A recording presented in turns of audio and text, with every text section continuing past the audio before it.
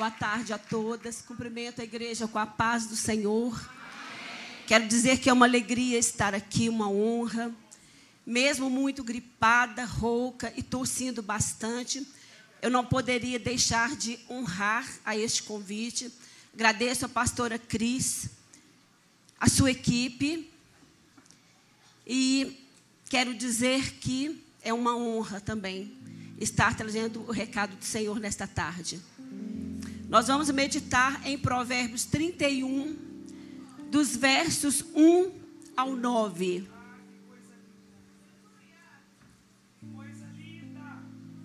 Vamos nos colocar de pé, por gentileza, em reverência à palavra. Provérbios 31, de 1 a 9.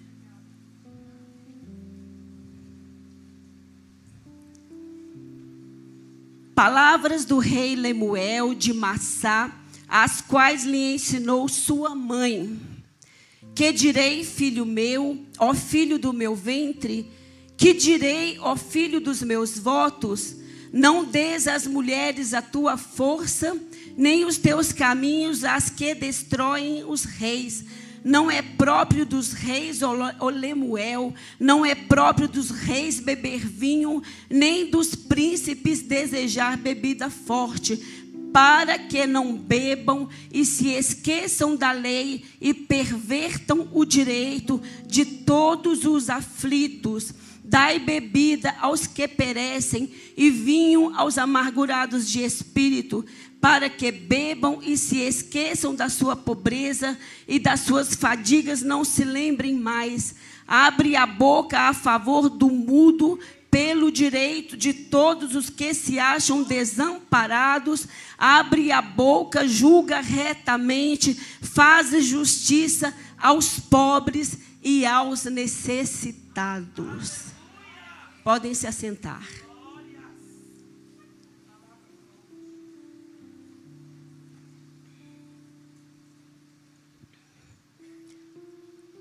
Baseada em Provérbios 31, eu gostaria de fazer uma abordagem da atuação da mulher cristã, a mulher de Deus, nos dias atuais, que vive na contramão de uma mentalidade pós-modernista, mas que se esforça por desenvolver competências espirituais para influenciar de forma negativa esta geração.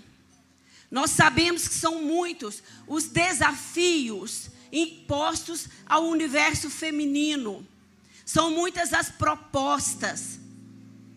A mulher tem sido desafiada constantemente pela sociedade, pela família, pelo trabalho, pela mídia. E este é o momento ideal, oportuno, eu diria, de redimensionar a nossa projeção ministerial e entendermos que esse é o momento de nós vivermos os propósitos de Deus para a nossa vida e não os nossos próprios propósitos, não os nossos próprios sonhos, não aquilo que alegre o nosso coração, não aquilo que satisfaça o nosso ego, mas nós precisamos buscar na íntegra, viver em essência a palavra de Deus, mas uma palavra embasada, uma palavra contextualizada, buscando extrair seiva de suas raízes para um desenvolvimento ministerial saudável. Nós precisamos com urgência voltar à essência da palavra de Deus. A igreja cristã nas últimas décadas tem sofrido influências negativas dessa forma de pensar que infelizmente tem influenciado negativamente a nossa geração e tem ditado normas comportamentais dentro das nossas igrejas. E nós estamos passivos como se nada estivesse acontecendo. Esse termo pós-moderno é um projeto ainda em desenvolvimento que tem cultuado a individualização, tem cultuado a liberação dos medos, dos preconceitos, a liberdade de expressão, o desenvolvimento tecnológico, a facilidade de se comunicar bem, a capacidade de altíssimos consumos, a capacidade de rir levianamente de tudo e de todos, nos inserindo em um contexto de vazio e de falta de sentido para a nossa vida. Na Idade Moderna, os estudiosos acreditavam que a religião iria desaparecer. Eles criam que ela seria erradicada, argumentando que o homem moderno não estava preparado para crer nem para sobreviver ao sobrenatural de Deus. Então, descaracterizaram o estudo da palavra de Deus. A Bíblia, que nos seminários era tida como Deus falando potencialmente com o homem, se transformou em um instrumento de investigação crítico-literário.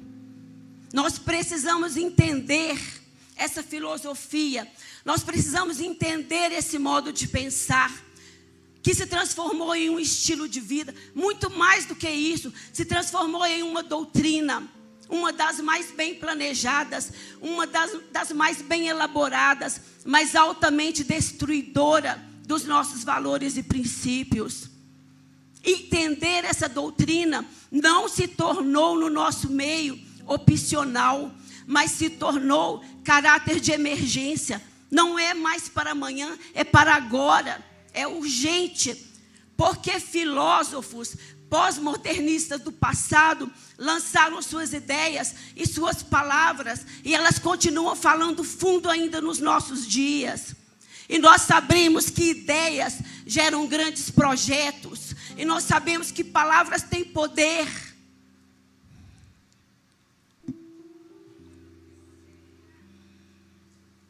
Palavra é logos, a mesma raiz de lógica, a mesma raiz de diálogo.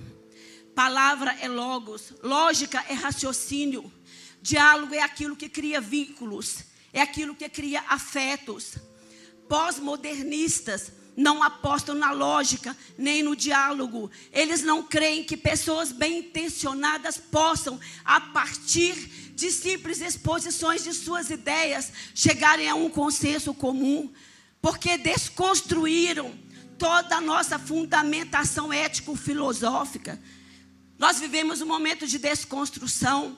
Tudo tem sido desconstruído para ser construído conforme a pertinência de cada um.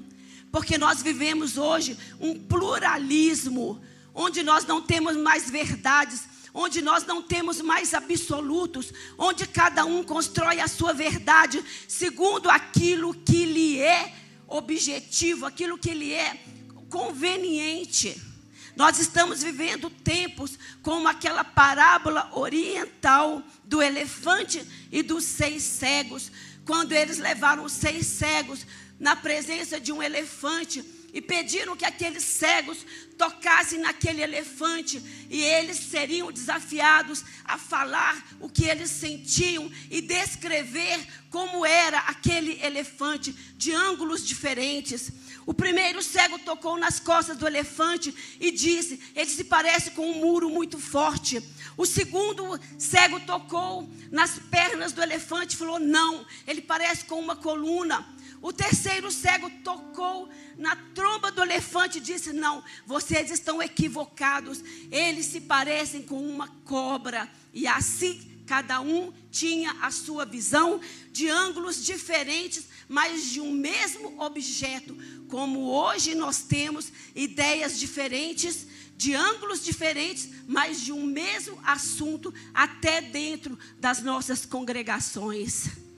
E esse mal tem nos levado ao sincretismo religioso. Isso é pernicioso no nosso meio, porque a possibilidade que nós temos de montar a nossa própria religião a partir de fragmentos de doutrina. Se a ideia do céu me interessa por ser um lindo lugar para eu viver em gozo eterno, eu vou aceitar. Mas se a ideia do inferno me desestabiliza, eu vou negar. Eu vou viver sem essa parte. Isso é sincretismo religioso. E quando o povo de Deus entrou na terra prometida para tomar posse, eles se deslumbraram com as ideias pagãs, com as ideias místicas, com as ideias idólatras dos povos vizinhos, e aderiram àquelas ideias, e aderiram ao sincretismo religioso, e pouquíssimo tempo depois estavam exilados em Babilônia, cativos de Nabucodonosor. Nós vivemos hoje uma inconsistência de princípios. Todos os nossos paradigmas foram desconstruídos. O homem se tornou amoral. A nossa arte, imoral. Nós estamos vivendo como na época de Juízes, quando cada um fazia o que queria, quando cada um fazia o que achava certo. E a palavra nos diz: destruídos os fundamentos, o que poderá fazer o justo? Nós percebemos hoje no nosso meio uma inconsistência ética. A nossa ética se tornou inconsistente. O ethos perdeu o brilho.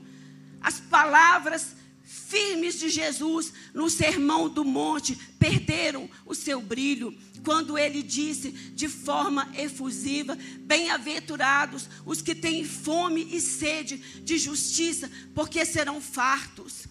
Bem-aventurados os que choram, porque serão consolados.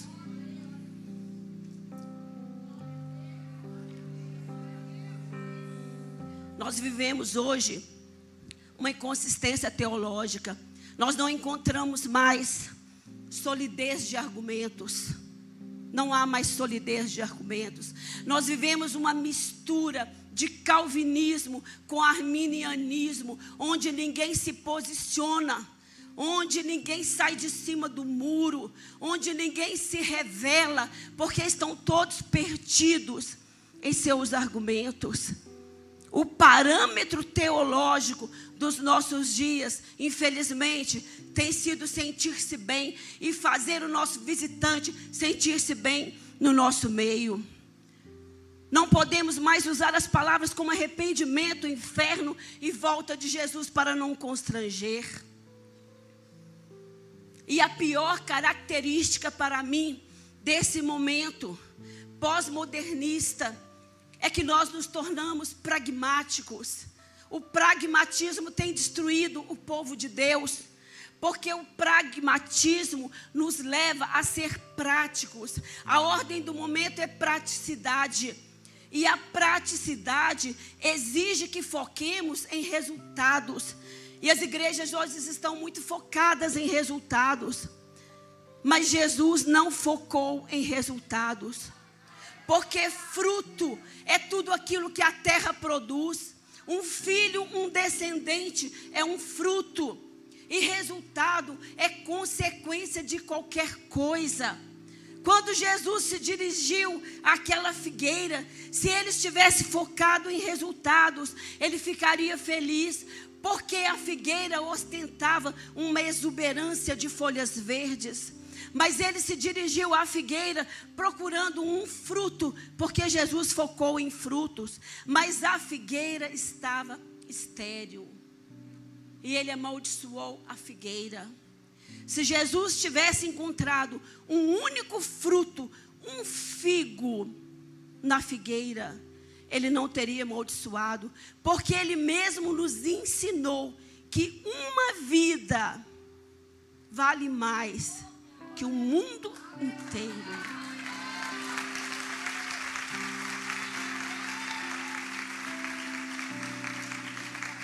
O pragmatismo nos exime de buscar presença, porque é tudo muito prático. O que o outro faz, eu posso fazer que vai dar resultado igual.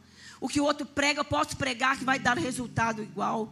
Isso nos exime da responsabilidade de buscar intimidade. Isso nos exime da responsabilidade de buscar proximidade com Deus. Isso tem eximido o povo de Deus de buscar experiências diárias reais com Deus. E o pior de tudo, nós não paramos mais para ficar na presença do Senhor, esperando até que Ele nos fale. E nesse momento, eu particularmente me remeto a Gideão, lavrando trigo no lagar, no lugar errado, na hora errada, mas fazendo a coisa certa, porque fazendo de forma ética. Enquanto ele estava ali, o anjo do Senhor chega e se coloca debaixo do carvalho e diz para ele: homem valente, Deus é contigo. E Gideão responde, ele argumenta com Deus e ele diz: o Senhor é comigo, eu sou homem valente, eu estou aqui no lugar errado. Lagar é lugar de pisar uvas, mas eu estou aqui, eu batendo trigo. Eu não estou no tempo certo, porque eu não pude esperar o tempo da colheita. Eu estou antecedendo uma colheita, morrendo de medo de ser visto pelos midianitas, que têm assolado o nosso povo, têm roubado as nossas sementes, têm roubado os nossos alimentos. Nós estamos vivendo momentos de miséria, de vergonha, de dor, de perseguição. O nosso povo não tem força, está todo mundo parado. Eu estou aqui tentando salvar algumas sementes para o meu consumo e para o consumo do povo de Israel. O Senhor diz para mim: eu sou homem valente, o Senhor é comigo. Então me diz, Deus, o que é feito das tuas maravilhas do passado que nossos pais nos contaram? O que é feito dos milagres? O que é feito dos sinais, das maravilhas do passado que nós não estamos vivendo? Me faz te conhecer então, Senhor. Me faz ter experiência real contigo. Se eu sou mulher de Deus, se eu sou mulher forte, me faz mergulhar forte nas águas do teu Espírito, porque eu quero uma mudança na minha vida. Eu quero ver momentos de milagre no tempo presente.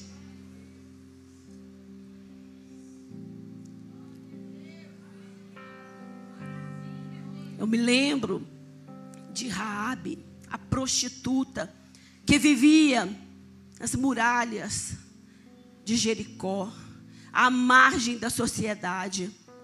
E o exemplo daquela mulher mexe muito comigo, porque ela desafiou um exército armado que havia dentro de Jericó. Ela desafiou uma cidade fortificada. Ela desafiou um rei que havia ali dentro, a quem ela devia submissão e respeito e lealdade. Ela desafiou tudo isso, ela desconsiderou tudo isso para ajudar 2 servos do Senhor a espiar a terra, a conquistar algo que seria para eles. Mas ela teve uma motivação muito forte para fazer isso. Ela disse: eu ouvi falar de um Deus vivo, real e poderoso. Só de ouvir falar, não foi preciso ela ir, não foi preciso ela participar de reunião, não foi preciso ela pedir provas, nem razoabilidade a respeito desse Deus. Só de ouvir falar no poder desse Deus. Atitude ética. Servir, ajudar o próximo.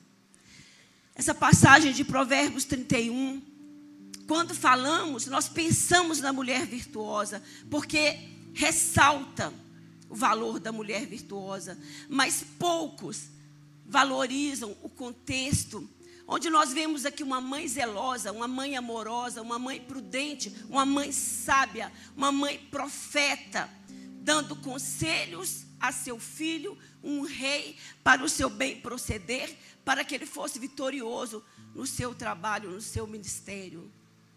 E a palavra começa: palavras do rei Lemuel de Massá. Muitos confundem Lemuel com Salomão e a mãe de Lemuel com Batseba, mas nós não encontramos evidências literárias que nos afirmem esta versão. Palavras do rei Lemuel de Massá. Massá foi o nome que Moisés deu a um lugar perto de Refidim, no deserto, quando o povo de Deus teve sede e não havia água para beber. Então Moisés foi até Deus. Deus falou que ele andasse um pouco mais, chegasse até Horebe e tocasse na rocha. Quando Moisés tocou na rocha, saiu água e o povo de Deus bebeu. Mas eles contenderam com Moisés.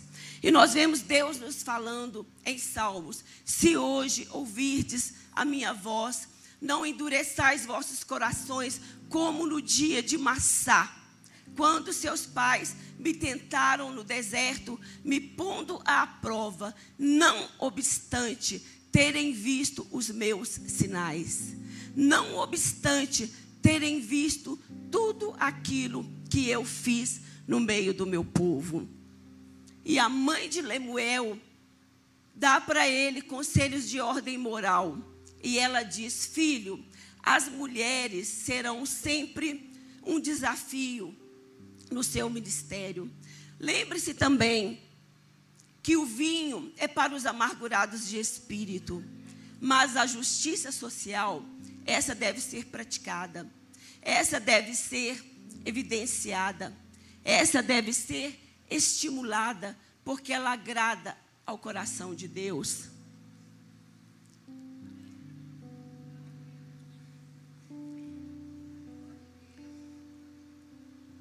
O Senhor nos confirma no Velho Testamento a palavra dele: se abrires a tua alma ao faminto e fartares a alma aflita, então a luz nascerá nas trevas e a tua escuridão será como o meio-dia. O Senhor te guiará continuamente e fortalecerá a tua alma até em lugares áridos.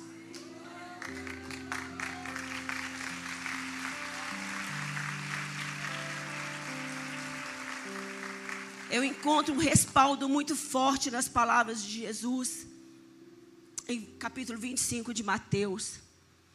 Quando Jesus nasceu, a sobrevivência era algo muito difícil. A sobrevivência naquela época estava ameaçada pelo autoritarismo e vaidade do Império Romano. Sobrevivência era muito difícil naquela época, porque haviam muitas classes sociais, muitas divisões.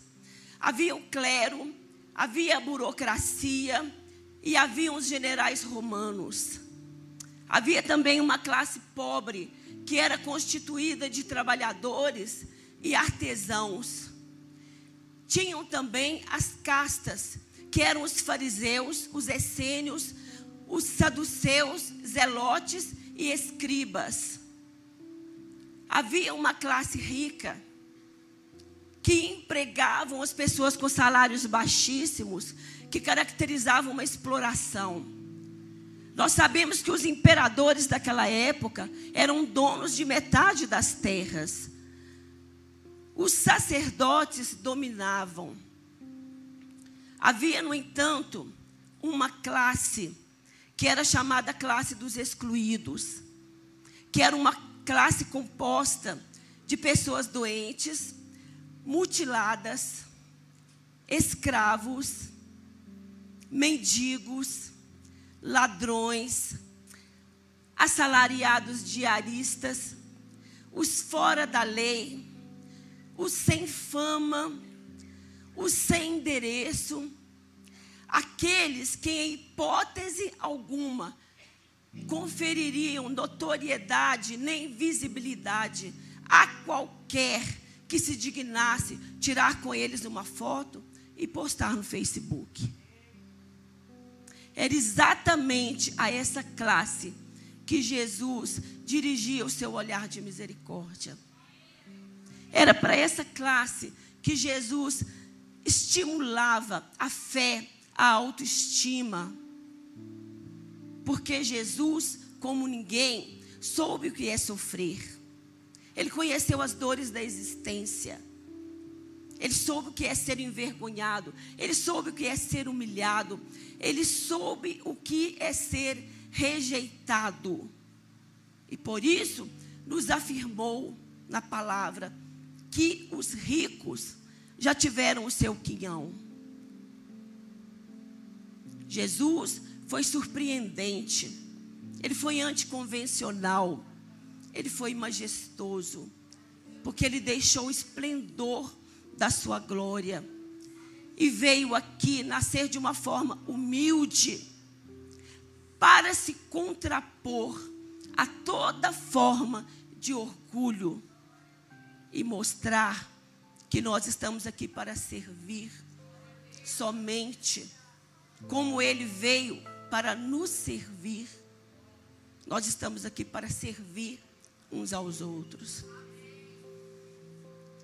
Mês passado, eu fiquei muito impactada com a palavra de um general do nosso exército.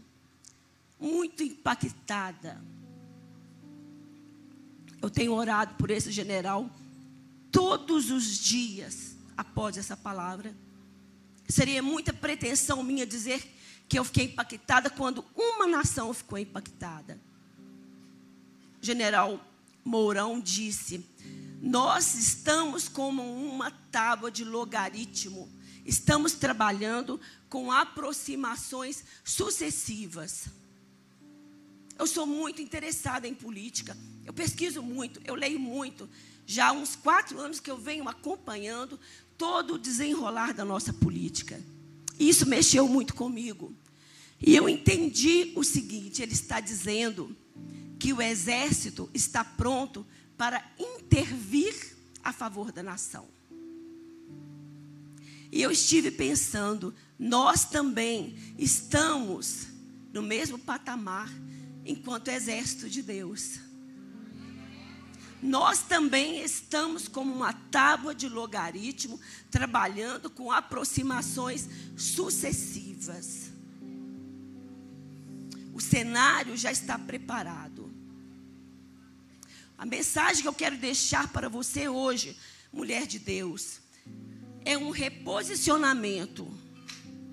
Porque já está tudo escrito, já está tudo preparado. Nós não vamos mudar este cenário, nós não vamos mudar o mundo, mas nós podemos exercer uma influência ética, positiva e levar dignidade à mesa do nosso próximo.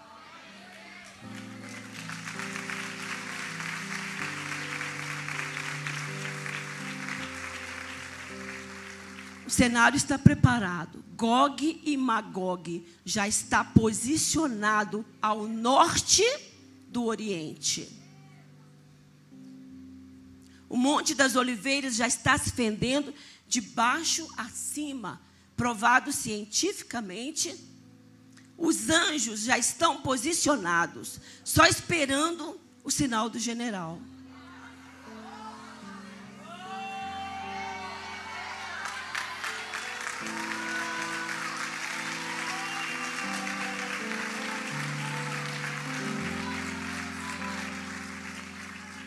E o nosso exército, assim como o exército que nós temos aqui na nossa nação, que o exército é voltado para servir o povo, servir a nação, defender a nação. Inclusive, a música do nosso exército diz assim: se a pátria entrar em guerra, nós não fugiremos, nós enfrentaremos. O que eles esperam? Eles estão esperando agora só um sinal do general. E eu quero falar de um general que também lançou palavras no meu coração, que eu nunca mais esqueci. E eu vou ler aqui as palavras dele. Quando vier o Filho do Homem na sua majestade, todos os anjos com ele, então se assentará no trono da sua glória. Todas as nações reunidos na sua presença. Ele separará uns dos outros, como o pastor separa as ovelhas dos cabritos. E dirá aos que estiverem à sua direita: vinde, benditos do meu Pai. Entrai na posse do reino que vos está preparado desde a fundação do mundo. Porque tive fome e me deste de comer. Tive sede e me deste de beber. Nós todos conhecemos essa palavra. E eu queria fazer um apelo a você, mulher de Deus. A palavra fala de justiça. O termo em hebraico que nos define essa palavra é Sedeque. Sedeque é a justiça. O Sadik é aquele que pratica a justiça. E a Sedeká é a justiça sendo praticada. A Sedeká difere de uma esmola. Difere de dar 5 centavos para um próximo. Ela difere de dar uma sacola de pão velho. A Sedeká é aquele momento que você pega algo especial e dá para o seu irmão. Algo que lhe seja de grande significado, que o faça feliz.